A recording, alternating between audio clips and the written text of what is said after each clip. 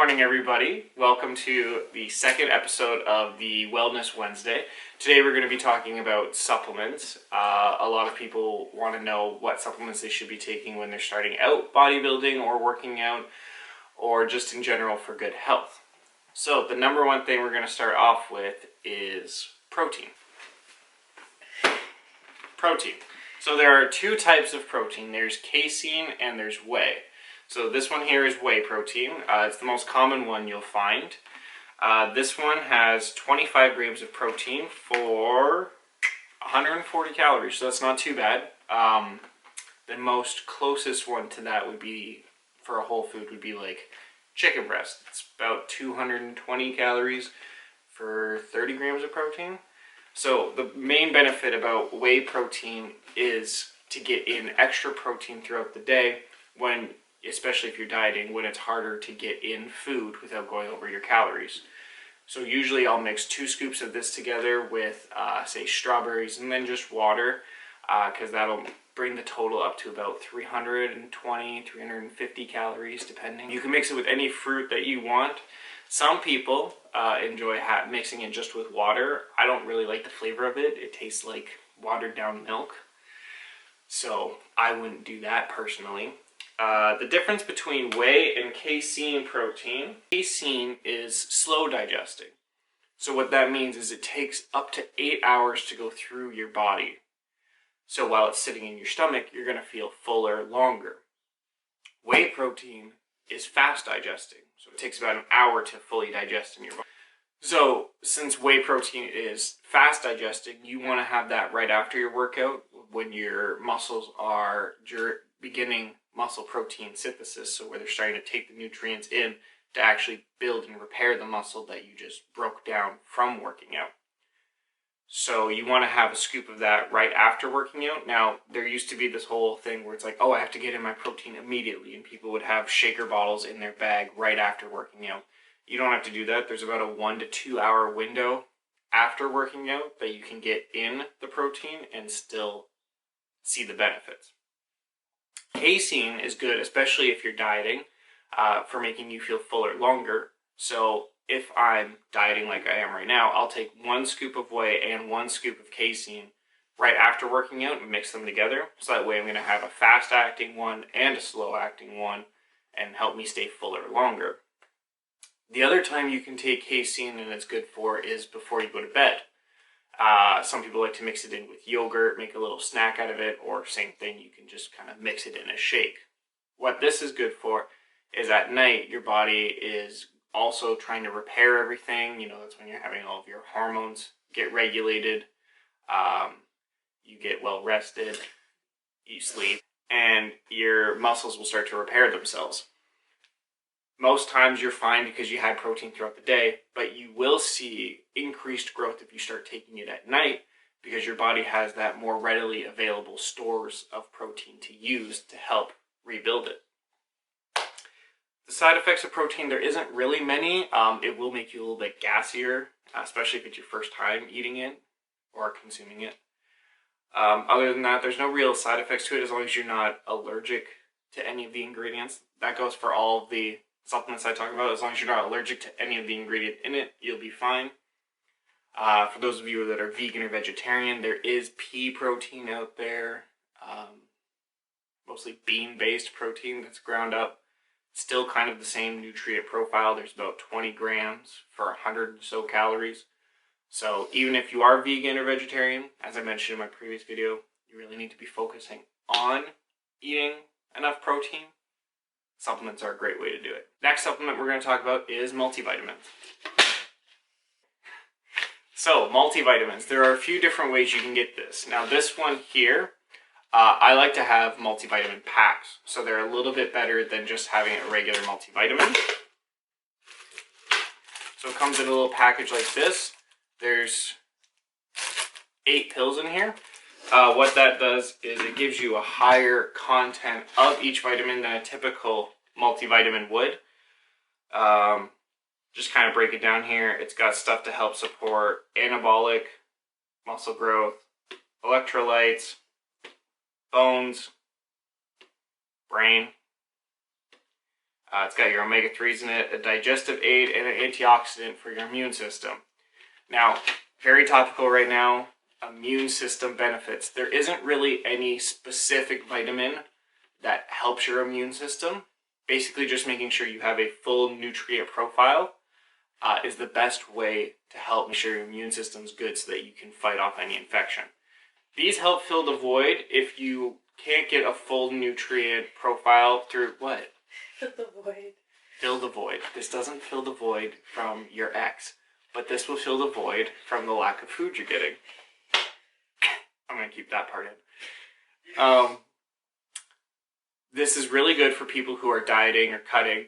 Since you're taking in less food, it's harder for you to kind of get all the nutrients in from whole foods. So this helps fill the void. You will find controversial a lot. My brother, number one, you annoy me for this, but he always says that multivitamins are not worth it. Basically, you're paying like $20 to $30 to fill the gaps of the foods that you're not getting. Whole foods would be better. It's easier for your body to digest. Great. But most of us can either not afford to get all of the different fruits and vegetables to make sure that we're having all of our nutrients and vitamins in, or can calorically afford it, because while you're dieting, you don't want to be like, okay, well, now I got to eat certain foods here. Might be a little high calories, like we found out in the last video. Avocado, it's got a shit ton of vitamins and nutrients in it. Very high calorie too. Would you really want to throw away 200 to 300 calories to eat a whole avocado when you could maybe break that up with something more enjoyable? This is also really good if you have any vitamin deficiencies. So a lot of people are vitamin D deficient, or even vitamin C if you're not having a lot of fruits. This is a great way to kind of counterbalance that and fill the gaps in your nutrition. There's no real side effects to it, because none of these have so much in it that you're going to kind of overdose on it. The ones that you need to be careful of are fat-soluble ones, because obviously then that means, so the difference is water and fat-soluble. Water-soluble means it dissolves in water. Fat-soluble means it dissolves in fat, which is why most people say when you're having a multivitamin, take it with food. That way, I mean, there's very few foods that have zero fat in it. So you're going to get some fat in to help your body digest it and absorb it. Protein bars. Another quick way to get protein in. Very similar to the first thing that I was talking about, actual protein scoops. This one is a little bit more nutrient dense. So this bar here is 300 calories for 20 grams of protein. To get that 300 calories, I could take 2 scoops. But sometimes you want a little bit more flavor. This one here is chocolate peanut butter. Pretty good flavor. They also have Snickers bars, or I think that they have Kit Kat flavored ones as well. So if, say, you really wanted, you know, your sweet tooth, you're like, I could really go for a Snickers bar today. You know, you're not you when you're hungry. Hi. You also had a kitty here. So I'm just going to take you. We're just going to talk. So, if you have a certain flavor craving, such like, hey, I really want a chocolate bar today, you can get Snickers with protein. That way you're still going to get some extra added protein into your diet, and it has less sugar in it than a regular Snickers bar. This is not my cat, but he's cute for the video, so I didn't bring a bottle for it, so she's not going to throw it at me. But creatine, a very popular supplement. It's really good for people that are working out. It will help you with... creatine helps bring water and nutrients into your muscles. So it's really good for those of you that are starting to work out on a bodybuilding regime, such like the workouts that I've been showing. We got 2 more coming up, and then we're done my workout routine. It's been heavily studied, so there are very few side effects to it. The major part of it is that it will help make your muscles look fuller. So for those of you that are starting to work out for your first time, it's best if you wait 3 to 6 months before taking creatine so that you've actually started to develop some muscles. Right now, if you started taking creatine, all you're going to do is really retain water weight because you don't have as much muscle development as needed to kind of show off it. So 3 to 6 months after that, you should start to see some muscle growth, especially if you're working out and dieting for the first time. You'll have lost fat, so you'll look a little bit leaner. When you take the creatine, just mix it in with your protein shake. Creatine, the side effects is it can have some effects on your GI tract. You can get some sort of discomfort. This is because you're retaining a lot of water. You're really sucking the water into your muscles. Can cause bathroom issues. Just a little heads up, so be careful. People talk about a loading phase. You really don't need to do a loading phase. Just 5 grams every day, and you'll see improvement. It does take about a month for it to actually fully get into your system and flood your muscles. So don't expect it to be like, oh, okay, tomorrow I'm just going to go and rep out an extra 20 pounds on my bench press. That's not how it works. It's also very cheap. It's 20 bucks for, I think, like 90 servings. So very easy. The number one side effect though is dehydration. So be very diligent about getting enough water in. It all depends on your size, but basically go for 2 liters or plus a day. It's about 8 cups, especially if you're working out. If you're working out, add in an extra liter. So I usually go through about 5 liters of water a day. Also, while I'm at work, it's very hot in the kitchen. I'll probably drink over that because I'll be sweating, but especially in the summer. Really keep track of your hydration. It also has been proven to help increase strength. So this is why you kind of want to wait a bit before you start taking it. You don't really know what your 1 rep max is. So, disclaimer, your 1 rep max is the most weight that you can do for 1 solid rep, full form. So not like these little cheap pushes that you'll see people do in the gym, but like a full bench press or a full pull-up or a full squat, whatever. Your 1 rep max is the maximum that you can do. So you should really be checking this, not as much when you start doing your workout regime, but maybe 3 months in. Check what your 1 rep max is. This really helps for planning things. So for bodybuilding like I do, most of our workouts are about 70% of our 1 rep max. So for example, my deadlift is 300. That's the maximum that I can do for 1 rep. So 70% of 300 is 210. So when I'm doing my regular deadlifting, just right now, like on leg days, I'll load up the bar for 210. And then I'll push out my 8 to 10 reps for 4 sets. That way, it's still stimulating my muscles enough because I am getting a decent amount of weight. 70% is a pretty good chunk of your 1 rep max. But it's also not going to be taxing me as much because, as we mentioned before, strength training really works your body. So that's why you want to do it during a bulk and then hypertrophy training during a cut or maintenance. Taking in creatine will help really facilitate growth in the muscle, same way that protein does. And it'll also help push your strength to another level. Pre-workout. So, the next supplement we're talking about, pre-workout.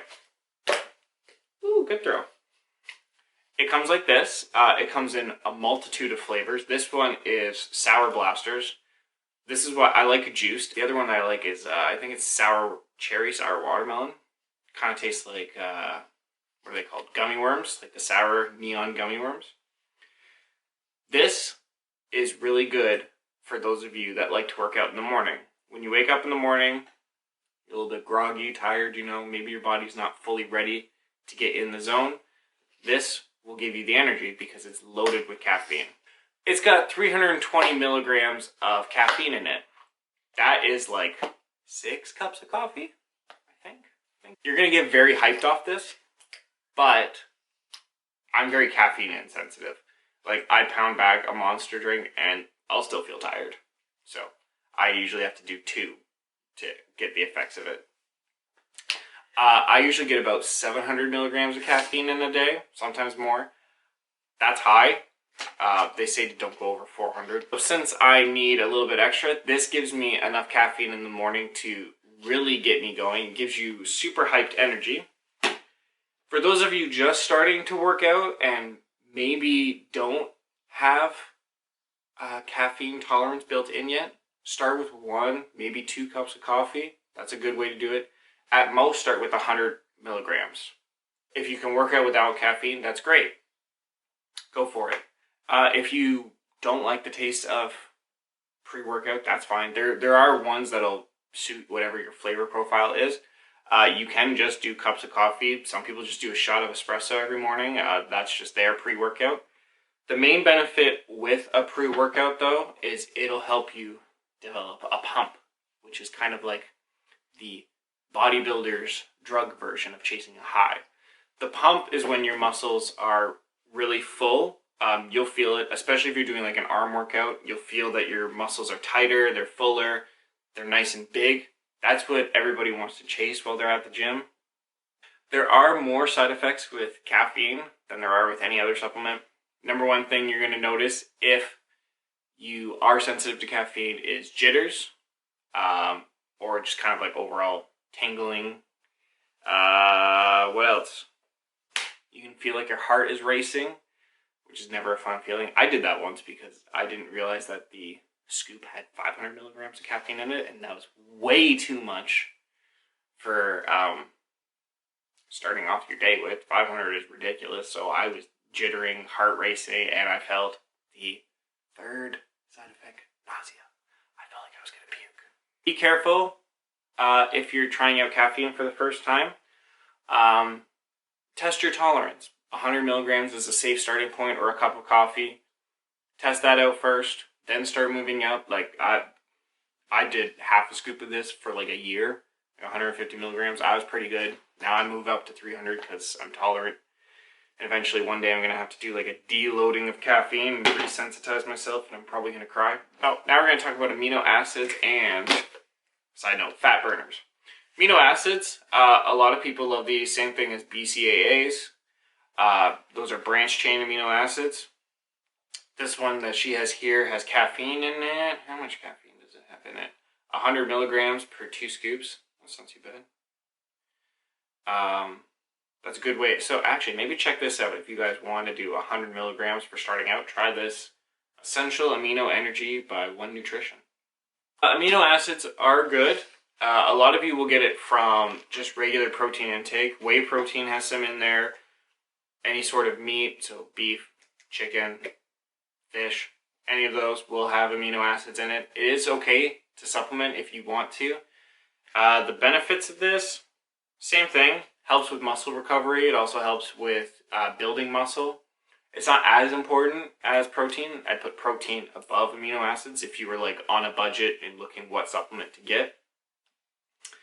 BCAAs are not really worth it unless you like expensive piss. Yeah, so if you're gonna do it, just do regular amino acids. Don't do branch chain. That's just an easy way. Half the stuff that's it. This is a mini rant. Half the shit that's in Popeyes, GNC, Herc's Nutrition, Herc's Supplement, whatever the fuck they're called, is useless. Like, you don't need a sleep aid. You don't need... Fat burners are my number one trigger. I'm going to talk about that real quick. Fat burners. No. All it is loaded with caffeine and a bunch of stupid-ass chemicals that nobody knows what the fuck they do, and randomly black pepper extract because, I don't know, that benefits you losing fat somehow. Don't do it. Just do regular caffeine. Caffeine is shown to help weight loss because it gets your heart going. As your heart rate rises, you burn more calories. It's very simple. Don't buy a fat burner because you have to take a shitload of pills. So don't do it. Just throw them in the trash. Yeah, everything at Popeyes, GNC, all of that. The only things you really need to go in there for: multivitamin, protein, pre-workout, creatine. That's it. I think that's it for this video. I think we've covered everything. Those are the main supplements you should focus on. All of the servings and calories and everything will be on the container because they do kind of slightly vary. Other than that, this has been Wellness Wednesday. Just remember to stay swole.